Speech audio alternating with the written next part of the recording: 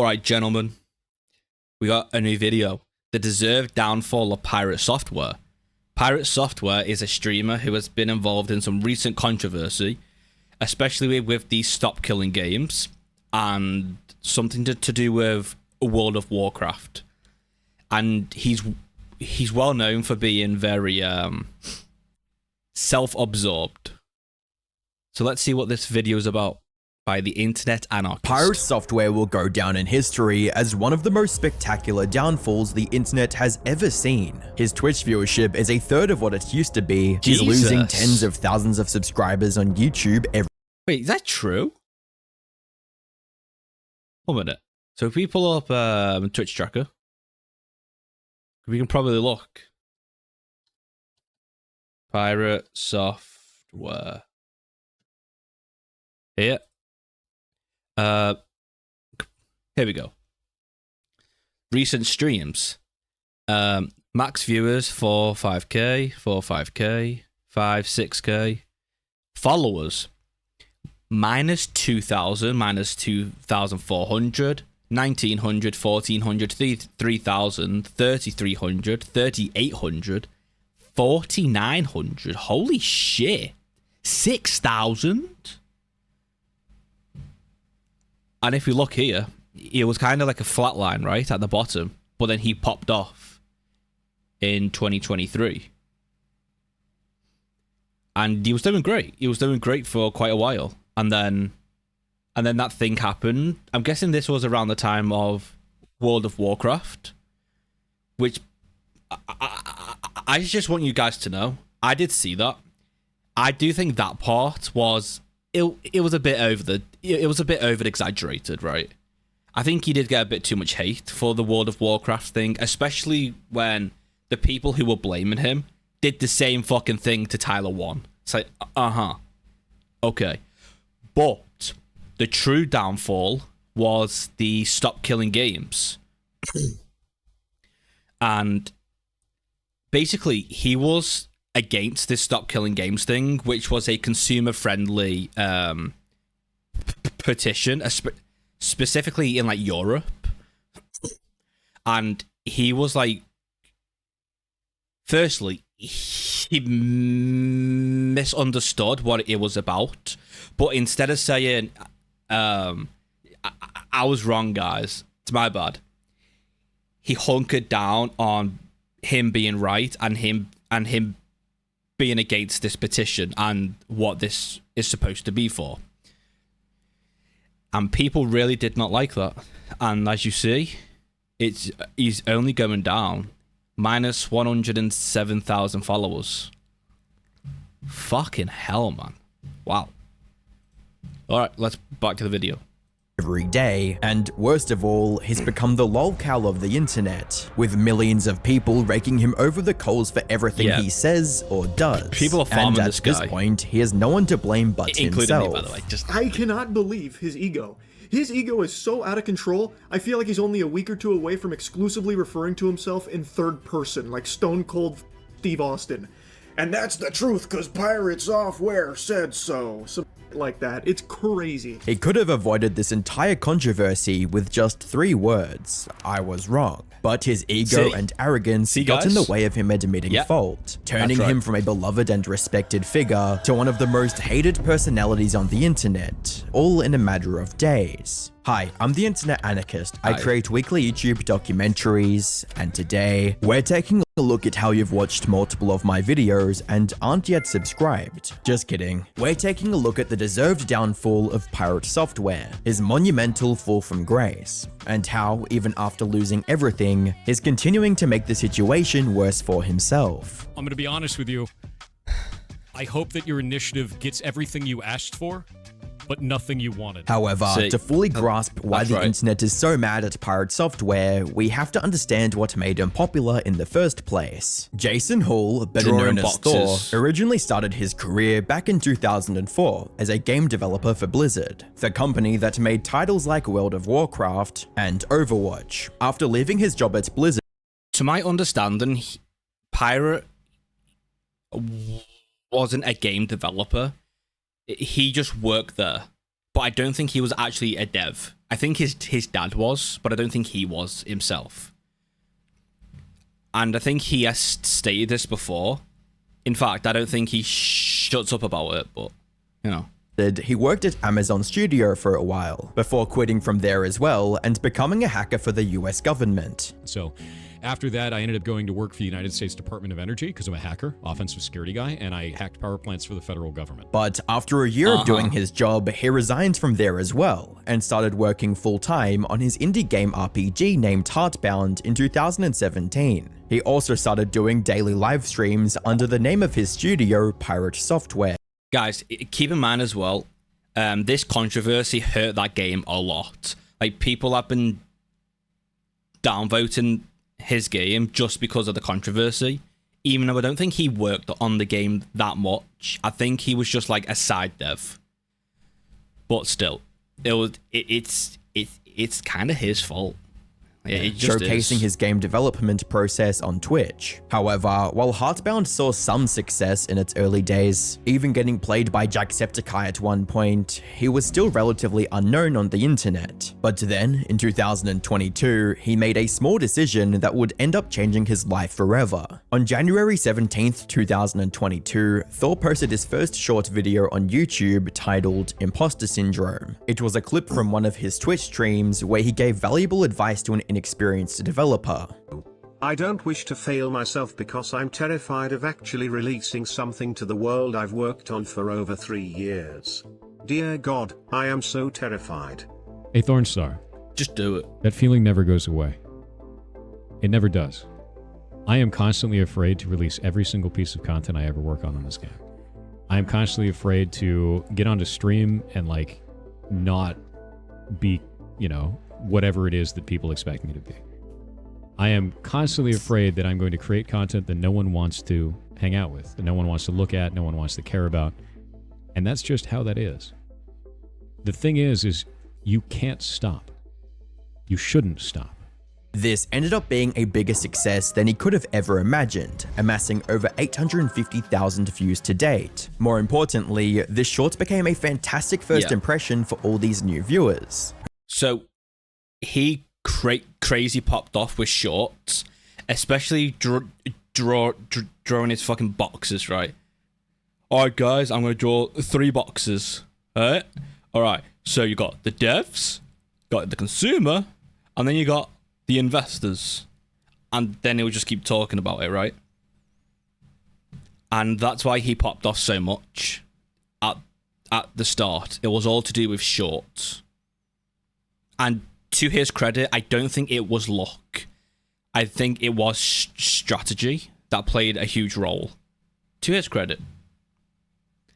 Unfortunately, his common sense did not last the entire time, as why we're watching this right now. Who now saw him as someone exceptionally wise and intelligent. After seeing the potential of short-form content, Thor went all in on this new format and started posting shorts almost daily. And it wasn't long before they were picked up by the YouTube algorithm. As a result, Thor became a regular presence on the YouTube homepage for anyone even slightly interested in game development, bringing in millions of new viewers almost overnight. People also loved almost everything about his content, from his behind-the-curtain knowledge of game development. Most publishers want 30 to 70% of your income from your game. 30 to 70%. Some of them want 100% upfront until they recoup their costs of marketing your game. And random tips and tricks. All business. Take your mouse and you put your mouse inside of MS Paint. There we and go. then you hold spacebar. And then you use the arrow keys, you can draw like an Etch-a-Sketch. Through his odd and often amusing opinions. They mix Dr. Pepper and beans. What the fuck is this? Dr. Pepper and beans. They taste like Dr. Pepper? Hell yeah, they do. Guys, so I'm British, right? So you would probably think this is right up your alley, because beans on toast is something that you guys in these fucking countries outside of Britain, you like to insult us for beans on toast. Beans on toast is fucking delicious. This shit though, nah. This shit's too far gone. This shit's nasty. And they're amazing. Yeah, I'm sure they are. As a fan comment under one of his first YouTube streams states, Oh, wow. Thor, wow. First I've heard of you was yesterday from the shorts. You were everything I've been looking for in terms of knowledgeable game dev, storyteller, and straight up kind human. Keep it up, badass. The popularity of his content on YouTube also translated into his Twitch viewership skyrocketing past any expectations he might have had. It reached a point where he broke the Twitch hype train record 4 different times and gained over 80,000 paid subscribers on the platform. That's a lot of subscribers on Twitch. By 2024, Thor's career had reached an all-time high. Millions of fans eagerly consumed everything he released, and the vast majority held him in very high regard. As a thankful viewer puts it, this is the most motivating and helpful individual I've found in the game dev space. 2.3 million. What's his YouTube at now? Let's have a look.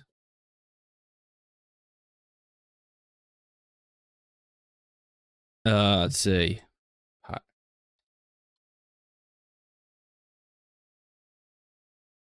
2.25 million. So, damn. 500k lost. Wait, 50k? Wait, guys, I'm retarded. One sec. No, 750,000. Yeah. Right? Yeah, it is. Yeah. Guys, I'm just stupid, okay? Yeah, people don't like this guy, huh? Like, fucking, my God. That's saying quite a lot, as most devs are so helpful and encouraging. This man makes me feel like my dreams are within my grasp, and that's so rare to find. It's just the way it is. He was on track to become one of the legendary figures of online gaming, right alongside the likes of Jacksepticeye and Markiplier. But then, 2025 rolled around, and a single livestream nearly shattered the trust and support Thor had spent years building. Was this the World of Warcraft? Play well. Other people in the group didn't play well. Yeah. They pinned it on me. That's it. There was one of the players that was very vocal about saying it was all my fault, and then the rest of the community rallied around it. And now it's become a content play for people to pick at me, and that's kind of it. It all started on January 12th, 2000. So, guys, again, I did see this, and I do think this part of this was blown way out of fucking proportion, right? But the problem was, he was at fault partially. Like, he wasn't 100% at fault, but he was partially at fault. The issue is he didn't take any accountability for it. He blamed it all on them. But it was him. If he said, yes, it was partially my fault, but it was also their fault, people would not have gone so hard on him. But it's because he didn't take accountability for his portion. That was the problem. 2025, when Thor decided to stream a hardcore World of Warcraft raid with other streamers and veteran players. At one point during the raid, the situation became dire, and instead of helping his teammates in any way, Thor decided to run away. This resulted in 2 other players' characters dying, which for those of you who aren't familiar with World of Warcraft hardcore, this means that those characters were now lost forever. The players would have to grind the game for weeks to get back to the same level again. But rather than admitting fault or even showing remorse, Thor decided to be arrogant about it and put all the blame on others. Because you're angry right now. Of course I am. Don't be angry. I'm not angry at all. You overpulled 2 packs. You overpulled 2 packs and a boss. I had 1,400 mana left. I had to spend all of it. Guys, keep in mind as well, these guys here, I think it was him. Shortly after this, he did the same thing to Tyler One. No, the streamer, right? Like, these guys sprinted away and Tyler died because of these guys. So, like, what these guys are blaming Thor for now, or then, they did the same fucking thing shortly after to a different streamer. Like, WoW is that game I haven't played, and I'm so fucking glad I haven't played it, because the entire community around WoW is... Bro, they're fucking stupid. They're so stupid, man. That mana to try and put it on Blizzard to save you guys in the first place. and nothing left. You weren't paying attention to party resources, you overpulled, and you weren't paying attention to where the boss was. That's not on me. This showed the egotistical side of Thor that, admittedly, was already present in his content. It's shit. Not only do I not want to back this, I'm going to actively tell people not to. This is the part where I don't think things were blown too far on Pirate. Right. Wow, I think it was overboard. This one, no. I'm sorry. Like, this guy, he's been pushing for a petition that is consumer friendly for years. And then he comes in and he's like, no, it's actually bad. And here's why it's bad. But he didn't even understand the petition to begin with. But instead of saying I was wrong, he decided to go even further on saying, I don't agree with this and I don't like it. This part, I think, completely fucking deserves the hate for this. Absolutely. That is awful. That is a horrible goddamn direction. But his fans didn't pay much attention to it, since till this point, Thor was seen as a passionate, talented developer who genuinely cared about the gaming community, so his occasional cockiness was written off as confidence rather than a red flag. However, even after getting called out by other streamers, what the hell, man? Why not just apologize? Like I said, huge Pirate fan, love the content. This is not the look. Thor did not budge, and even doubled down. Wants me to sit down, grovel on my knees, and be like, I'm so sorry, Mr. Yamato. It was all my fault, the mage. I won't do it again. I'm so sorry that tank overpulled 2 packs and a boss. Oh man, oh god. Next time I'll save you from the big mean 2 packs and a boss that tank pulled. Are you kidding me, dude? This incident put his behavior into a completely different light. While this controversy faded away in a few weeks, it formed the first crack in Thor's impeccable online reputation, and it's only been downhill from there. But to fully understand the controversy that's killing Thor's career, we have to go back in time to the end of 2023. On December 14th, 2023, Ubisoft announced that it would be shutting down the servers for its multiplayer racing game called The Crew in April of 2024. However, unlike many other multiplayer games where an internet connection is only needed for playing against others online, The Crew required players to be online at all times. In other words, Ubisoft shutting down the servers meant that players would no longer be able to access the game they paid for. This also meant losing access to the game's single-player campaign, which should have been fully offline. This sparked intense online backlash, as players felt like they were being robbed of the game. Kind of off topic, but at the same time, it's also a part of this topic, right? I fucking hate how I think it all started on the Xbox One and PS4. Where to play an offline game, you have to be connected to the internet. And the only way to play it offline is if you have to turn on your internet on the console, and then you have to go into settings and turn off this setting to allow you to play the single player games off stream or off to play a single player game without using internet. Like, what the fuck? That's so weird. Like, whose idea was this?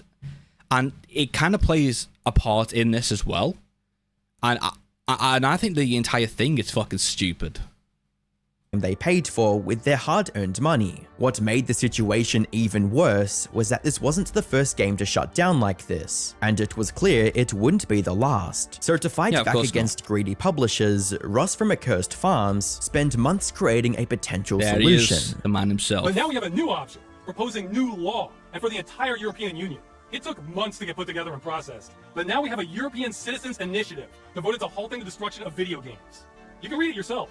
This would require publishers to leave games they have sold to customers in a working state at the time of shutdown, without requiring any further connection to them or affiliated parties for the games to function. This solution took the form of a petition, which, unlike the largely useless Change.org petitions, had actual legal weight. If this petition reached 1 million signatures, lawmakers in the EU were legally required to discuss the matter in an official setting. And if passed, this new law would require game makers to ensure that their games are still playable after they stop supporting them. We're just trying to stop games from being destroyed. That's it. So we're taking as narrow an approach as possible that still solves the problem. If we get enough signatures, then this goes before the European... So there's two solutions to this, in my opinion, right? One is the thing that he's pushed for in this petition, right? And the other is every person who bought the game, you have to give them everything back, right? So like you have to give them the price they paid for the game and also every single piece of content that they paid for inside the game as well. I think these are the only two solutions to this that I would be okay with. But companies don't want to give back what people bought for, because it's greed, right? And this is also a part of that greed. So I completely agree with what he pushed for. Unfortunately, the UK is not in the EU. I do mean unfortunate in this circumstance. I don't mean every circumstance, right? But the UK vote did not really count, to my understanding. Like, you couldn't sign the petition if you were in the UK, even though it's Europe, because we're not EU. Union to be considered as new law. This would be a net positive outcome for gamers around the world. Unfortunately, this initiative had one major weakness right from the get-go, and that was Ross's reach. You see, his subscriber count was just a third of the number of signatures needed to make this a success. And since he's based in the US, most of these subs weren't eligible EU citizens either. So to counteract this weakness, Ross called out other creators and asked them to spread the word about this initiative. He even made himself available for any interviews or follow-up discussions. If you're watching this, you may be a critical link in all this, because you can tell... Guys, perhaps you can tell me, why Europe? Like, specifically the EU? So, like, if he's based in the United States, he was pushing this for EU. Why wasn't this pushed in the United States as well? That's something I don't really understand. Like, couldn't you push for the same thing in the US? Other YouTubers, streamers, etc. about this initiative, and maybe they'll pick it up. Now, I'm offering myself for interviews, publicity on this issue, whatever, to almost anyone with a European audience of some size. And that's where Thor entered the picture. He came across the Stop Killing Games initiative in August of 2024. Now, given his history of speaking in favor of the gamers and developers, and against greedy publishers, people naturally expected him to throw his full support behind the campaign. However, this couldn't have been further from the truth. Now, this is actually really dumb. It's used car salesman garbage. This is it. Not only do I not want to back this, I'm going to actively tell people not to. Not only did he dislike the idea of Stop Killing Games, his choice of words was harsh to say the least. Thank you, Thor. That is awful. That is a horrible direction. That's awful, dude. No, eat my entire ass. The level of stupid that I just had to receive was like sitting on Twitter for 12 hours. This sucks. That's a really stupid move. That's an incredibly stupid move. I think this is complete garbage. All of this can eat then. I drop the mask entirely. I have no qualms about that. They can eat my entire... This was a shock to many of his viewers, so Thor published 2 full videos to clarify his point of view further. And while these videos saw plenty of pushback from fans who were flabbergasted by his decision to oppose what they saw as something good, it ultimately resulted in the Stop Killing Games movement receiving significantly less support than it would have if Thor supported it as well. You have to remember that this was all before the World of Warcraft hardcore fiasco. Back then, the broader gaming community still viewed Thor as a beacon of... Guys, to his credit, I don't know if you guys enjoy his content or not, right? But I do think it started to gain traction because of Asmongold. I do. The moment he came into the picture, that's where it really started to gain the positive traction that it should have always had. So, like, I think Asmongold was, like, the turning point for what Thor essentially did, right? He pushed it down, and then Asmon pushed it up, and then over time it came into the larger picture to where you had PewDiePie, Jacksepticeye, etc., and Penguins as well, who all drastically pushed this to where this petition hit way above its fucking mark. Like, I think it's at like 1.5 million signatures, to my understanding. I don't know how far it's at now in terms of in the EU, but it did push past that, which is great. Insight and authority in game development. Ross tried to combat the negative reception by publishing a FAQ video to clear any misconceptions about Stop Killing Games. Unfortunately, this wasn't as effective as he would have liked, resulting in Stop Killing Games losing all momentum and essentially becoming dead on arrival. Is 2025, and turning an idea into an online business needs to be lightning fast. So Odoo's e-commerce tool gets us still live and profitable in minutes. Big thanks to Odoo for sponsoring this video. Odoo is an all-in-one management platform that gives entrepreneurs everything they need, from invoicing and accounting to inventory, project management, website creation, and more. With Odoo's e-commerce builder, you can launch an online store fast. The built-in configurator asks a few questions, then an AI drafts your entire site, menus, and product catalog skeleton. After that, you just drag and drop content blocks, tweak fonts and colors, and your storefront is ready. Adding products is just as smooth. Create an item, drop a name and price, then dress it up with images, descriptions, and any layout you like. Need variants or bundles? One click and they appear. Setup is equally simple. Enter your VAT number, bank account, and invoice template, choose shipping methods and payment providers, hit save, and your store is officially open for business. Here's the best part. Your first Odoo app is free for life, including unlimited hosting, support, and even a custom domain for a year. Since Odoo's website and invoicing apps connect automatically, you can run your entire online store without paying a cent until you scale. And extra apps start from just $24.90 USD per user per month. Ready to turn that idea into revenue? Click the link below and launch your e-commerce store with Odoo today. That being said, let's get back into the video. For the next 10 months, it looked like, despite Ross's good intentions, his initiative was doomed to fail spectacularly. But then he did something that no one saw coming. On June 22nd, 2025, Ross uploaded an hour-long video titled "The End of Stop Killing Games," talking about the disappointing state of the petition. The European Citizens Initiative failing kind of stings. Again, this one is crazy powerful, but the hurdle we just couldn't get past was that it requires 1 million signatures from citizens of EU countries.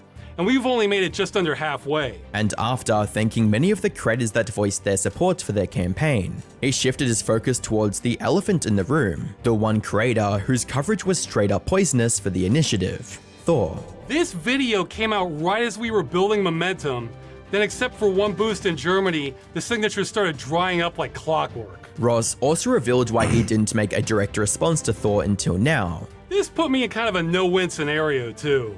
Because if I ignored it, then a lot of people are going to get misinformed about the campaign. But if I did a response video, which is not something I wanted to do anyway, then it might look like drama farming, which could understandably turn off a lot of people from the campaign, because it's not about that at all. So I quickly made this video trying to clear up all misconceptions and concerns about the initiative, with timestamps for everyone's questions, hoping the truth would eventually come out. Now that was a mistake.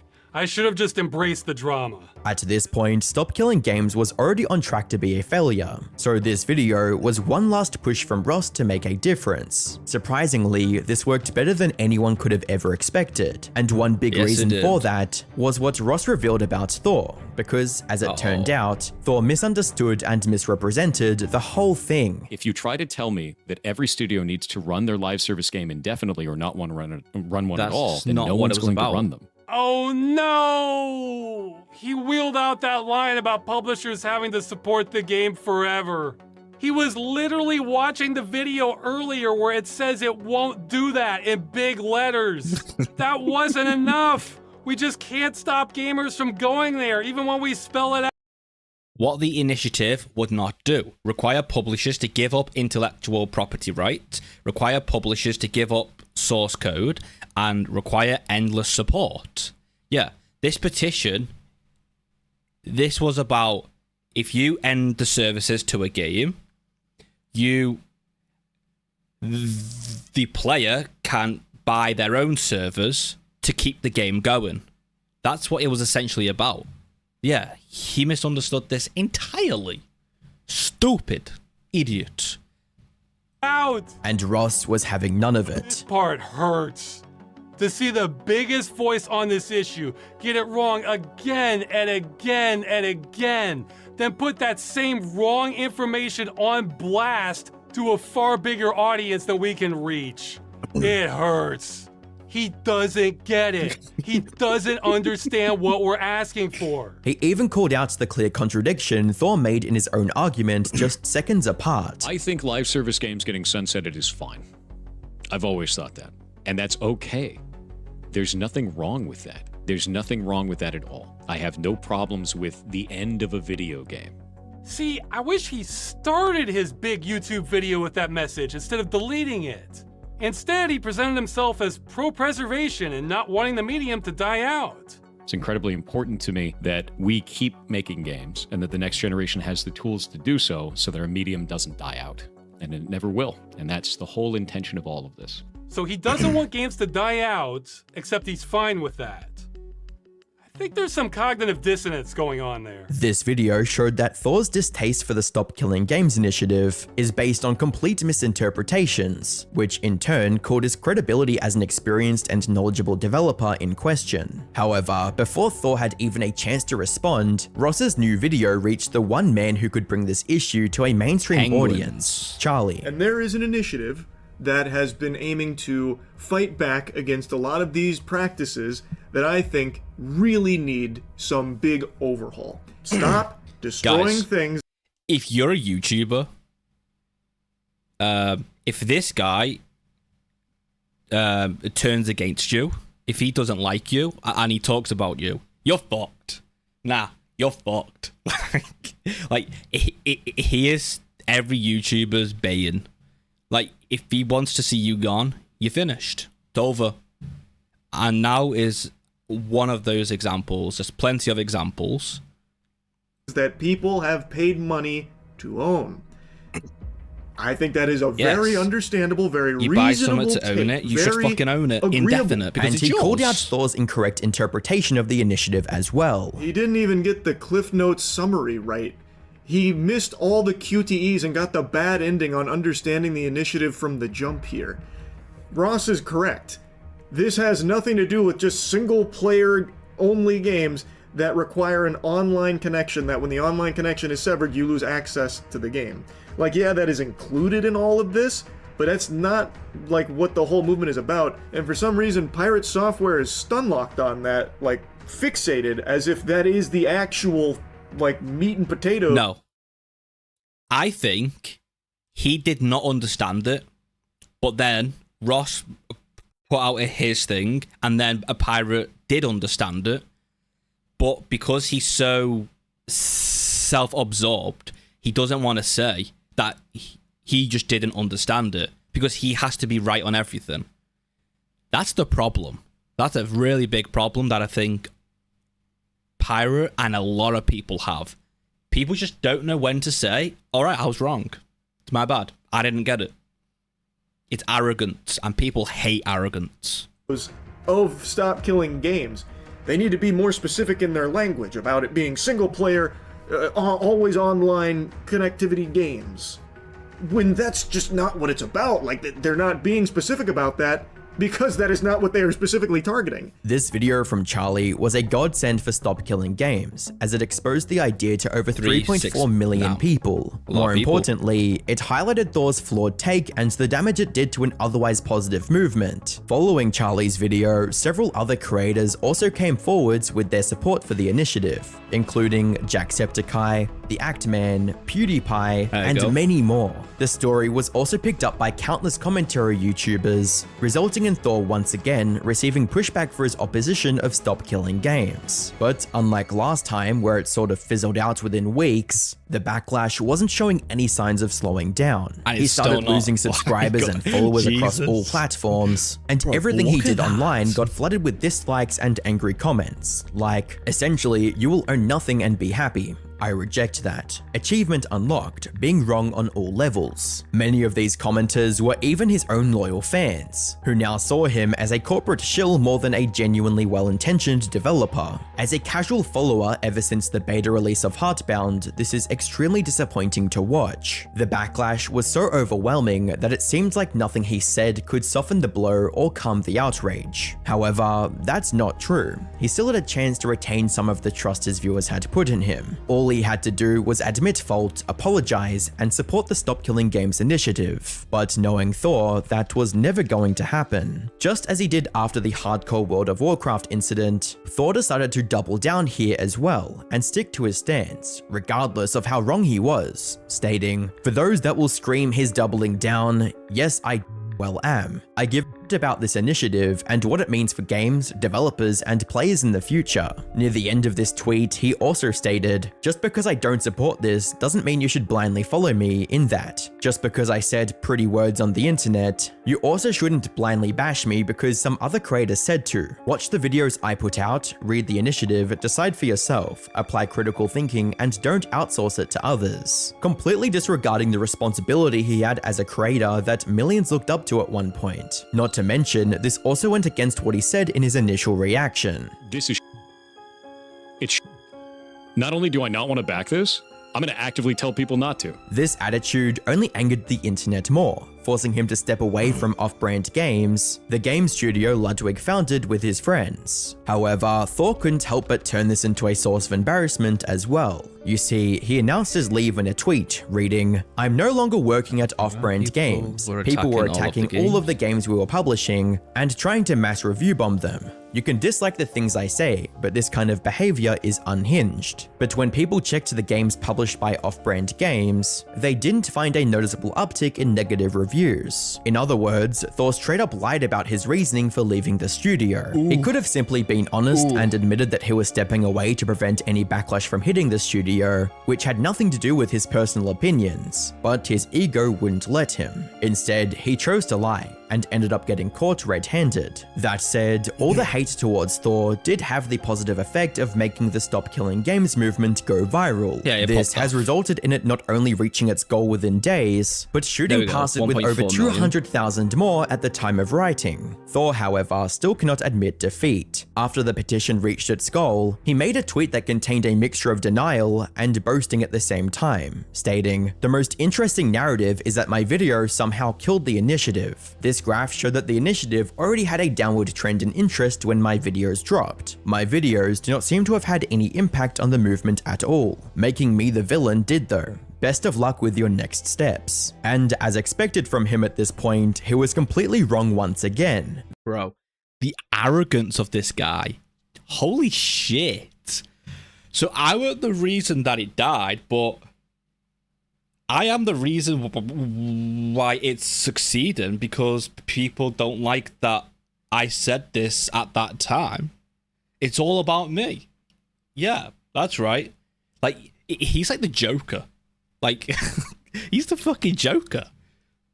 The graph he shared showed the lifetime signatures for the petition. If we zoom into the first 2 months instead, we can clearly see the momentum fall off a cliff the second Thor reacted to Stop Killing Games on his stream. As for his line about becoming the quote villain, Charlie had some necessary feedback on that. I cannot believe his ego. His ego is so out of control, I feel like he's only a week or two away from exclusively referring to himself in third person, like Stone Cold fucking Steve Austin. And that's the truth, cause Piratesoftware said so. Some like that. It's crazy how he's responded. The smugness is nails on a chalkboard. It just makes you feel icky listening to it. Even when he's trying to back down, he can't help but create more drama. I have been called a zoo, corporate plant, degenerate, narcissist, nepo baby, and many other names. And they attacked all the accomplishments over my life, despite physical evidence to prove to the contrary. And they also went after every job I ever held, trying to say that I never worked them, or if I did work them, that I never deserved them. So I'm going to be honest with you.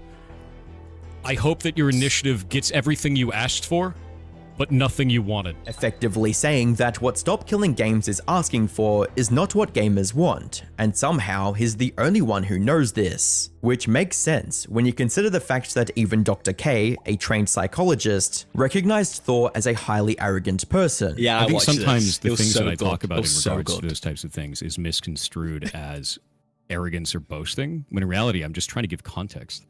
So that is the problem right there. So I want you to listen to this phrase. Sure. This gets misconstrued as arrogance, but in reality, it's this. Yeah. That is the most arrogant statement on the planet, bro. Bro, like, the problem is not that he is self-absorbed. The problem is that he doesn't know it.